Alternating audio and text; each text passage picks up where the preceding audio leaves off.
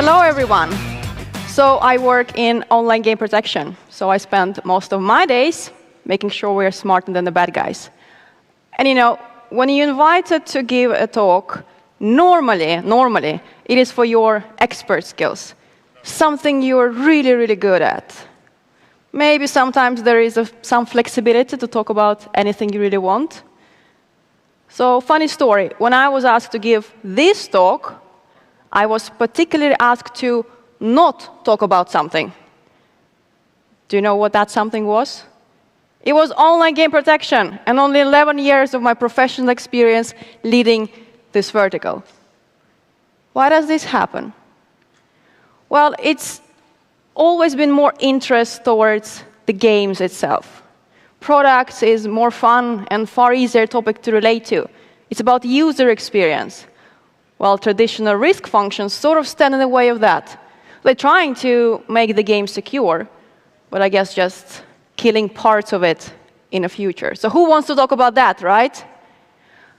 But unfortunately, that means that this fixed mindset holds back the innovation within this segment. In my experience, the game integrity vertical is not working against the product, but with it. The game integrity vertical is not working against the product, but with it. It's full of innovation, fun, and big learnings. So speaking about learnings, today I'm going to bust some of the biggest gaming industry myths around odds, and I'm going to share with you my top 5 life lessons that I have learned by doing so. So myth number 1, and people think that the higher the win, the more compromised the integrity of that game might be. When players win, clients get worried about the money lost. At the end of the day, a single VIP player can wipe their monthly casino income off in just a matter of hours and never come back. And when that happens, clients often assume that there is something wrong with the game. Or the risk team missed the fraudulent activity. Or it's a player himself who is in collusion with the dealer. Many years ago, I've analyzed a player who was betting 500,000 euros in a single game of Baccarat, and he ended up winning 3 million. That's just 6 winning games. And yet the client wanted this activity to be thoroughly checked because it was a belief there was something wrong with the game. And here, we can believe in math or magic. But this guy betting 500,000 euros in a single game of Baccarat and winning 3 million is exactly the same as another one betting 10 and winning 60. Would we consider the game to be flawed then? What I learned from this was that when looking at a problem, we need to apply this critical mindset. And here I want to ask you something. Have you ever felt discomfort telling people what you do for a living? I did many years ago. I remember meeting people back in 2008 and telling them that I work for a live casino provider. People would get very suspicious. No one would take me seriously, and they for sure did not believe in this concept of dealing real cards over the internet. How could that ever be successful? So after a while, I started telling people that I work for a software provider, an IT company. And I did that because so many people just couldn't get on board with this new idea. These days, my job revolves around beating the odds. So I teach my team that critical thinking too. To question and challenge despite the rank. I want my team to be super alert when our internal controls detect me going into a car inspection room at 8 o'clock in the evening. Just because it's me, and I work with risks, shouldn't clear me of any checks. It's the opposite. just because it is me and I work with risks, I should be watched.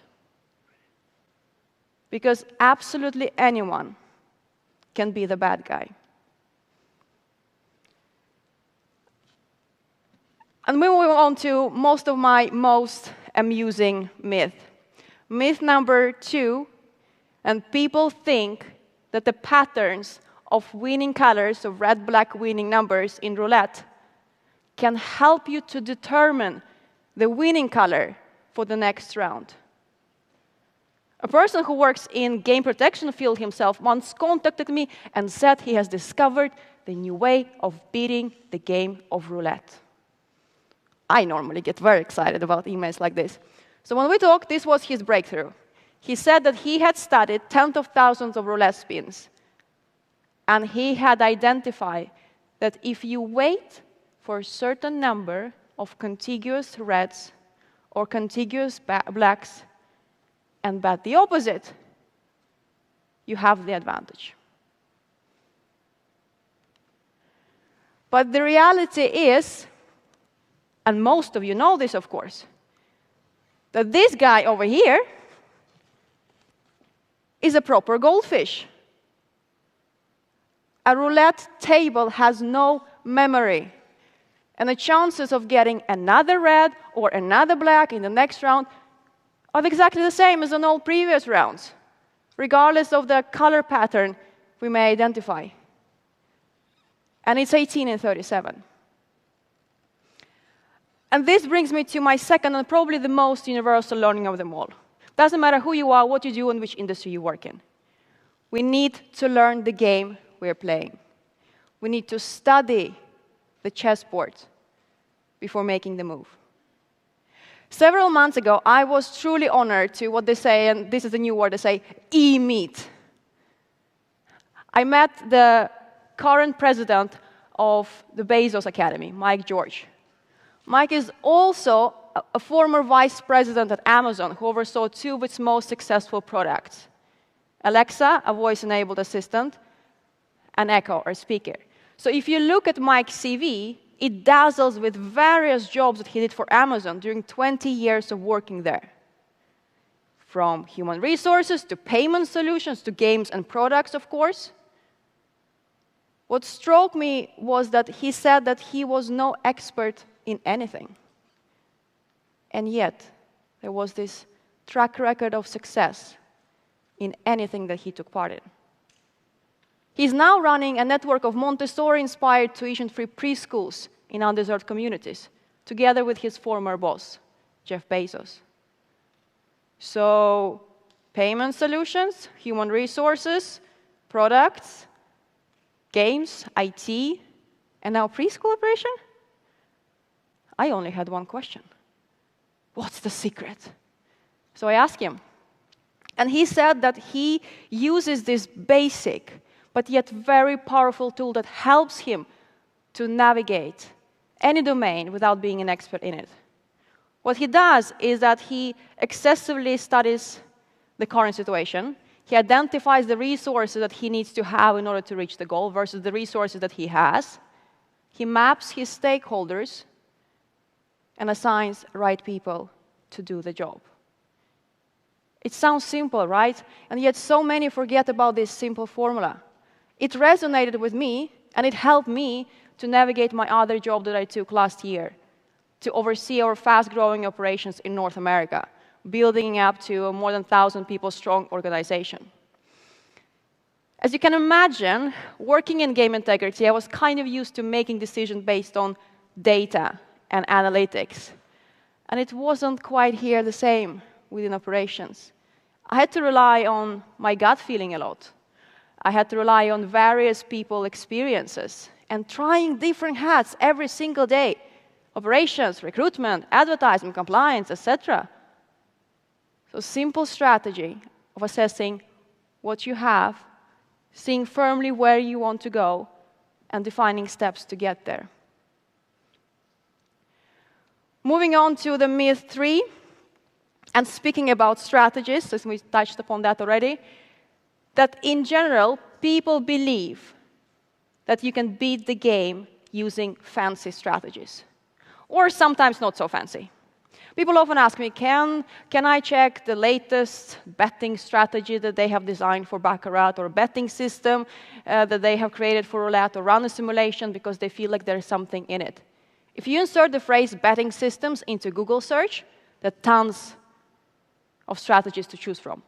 Some of them are even mistakenly offered for a price, making people to believe that exactly those ones will work. The truth is that betting strategies and systems do work indeed. They work until they don't. At the end of the day, you're going to lose exactly the percentage the game is designed to hold from your turnover, regardless of the betting system you're using. So what do we take from this? What works today will hardly work tomorrow. So we have to be adaptive. And if COVID has taught us anything, that we cannot control everything around us. What we can control is how we react and deal with the unexpected. Of course, the pandemic is the most vivid example, testing businesses to their absolute limits for the ability to adapt. And we have spent, I think, the whole year already discussing how it changed us and how we had to do things differently. So I want to talk about something else here. I want to talk about culture. Businesses become more and more international. So managing this multicultural environment or workplace has become a regular occurrence. And only those who know how to, who are able to, adapt to each other in this active environment will survive. I'm sure many of you have heard this before. This is how we do it here. It is actually a simple cultural defense mechanism. As every culture forms through its values and beliefs that over time transform into these underlying assumptions, these underlying assumptions subconsciously can function as a defense mechanism. And it's very difficult to accept any change. So when I say we need to be adaptive, I mean both parties representing different cultures. Two colleagues, employer and employee, the business and the market. And when I see two teammates together that come from different parts of the world, I want them to work in a way that they are listening to each other, they're learning from each other, and they understand where each of them is coming from, so that we can change together.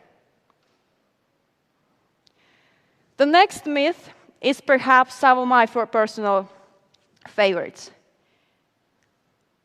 People assume that players who show poor gaming skills are not threats. Many of you have heard of Phil Ivey. He is considered by many to be the greatest poker player of all times. He was also famous for having a weak spot towards games like roulette and baccarat. Back in 2012, Ivey won over $20 million playing baccarat from two world-famous casino clubs, applying edge sorting technique. Look how happy. So the technique allows a player to identify certain cards, 8s and 9s in this case, through subtle asymmetries on the back patterns of the cards. So when he came into play, he had a few requests that all of those were accommodated by the clubs. So he wanted Mandarin-speaking dealers. He wanted a guest to sit next to him for luck, he said. And he wanted no supervision on the gaming floor. But the most important was the one that allowed him to reuse the cards through several shoes. According to the security procedure, those cards were supposed to be destroyed after every single shoe. You will now see a response, one of the responses the casino shared after Ivey booked his first million winning. "That's fine," they said. "We'll get him in the end. He's always been a lousy baccarat player." 10 million down, they no longer thought that. What was interesting was that while all eyes were on Ivey, no one was looking at his guest sitting next to him. The Asian woman, Cheng Ying-san, this was her name, she was speaking Mandarin with the dealers, asking them to rotate the cards, 9s and 8s, by 180 degrees throughout the shoe, referring to Ivey being superstitious. You see, the back patterns of the cards were a tiny bit asymmetrical, the opposite sides. Not noticeable to an untrained eye, but for advantage player, this is a dream. So by rotating exactly those cards within the shoe by 180 degrees would allow a player to identify those cards after the shuffle. At that point, many people were divided into two camps. Some that thought that Ivey was cheating, and there were those who blamed the casino for weakening their procedures and allowing Ivey to take the advantage. The civil courts held the same debate. The court matter, however, is a bit separate discussions here. So if you want me to expand on that, just come to me afterwards and we can talk. I happen to work with some people who are deeply involved in the case. But we can learn many things from this situation. Don't underestimate would be one of those. But we can also learn a lot about support. Sun, in Ivey's case, was totally overlooked. Sun was the one who was the brains behind the operation. Ivey was just providing the bankroll and the brand. Sun was planning this for 4 years. As it appears, there is no such thing as a self-made person. And everyone needs a little bit of support to succeed, being it from an ally, a colleague, a friend, or a family.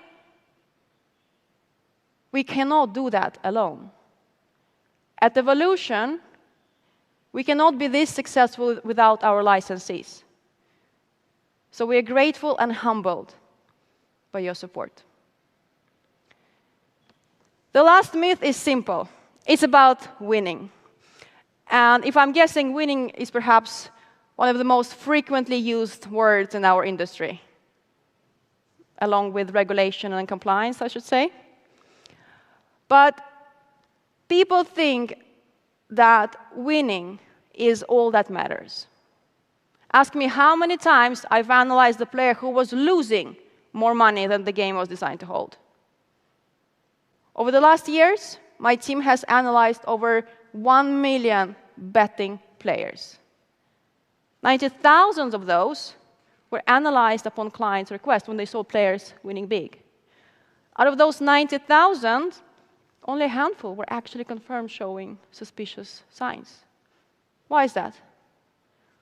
Well, clients think that it's the winning that indicates the fraudulent play. In my experience, it's the betting behavior itself that shows suspicious intent. Not the end result of the session, but the session itself. So at last, we need to learn to see through the journey. We need to enjoy the ride rather than focusing on the end result, the destination. At Evolution, we like to win. We like to compete with ourselves, striving to be better today than we were yesterday. Another studio, another award-winning game, first in the market, happy players, happy partners. We work hard for that win. To those who think we've always been successful, think again. We've experienced a hugely volatile business journey. And when we were in trouble, we work harder.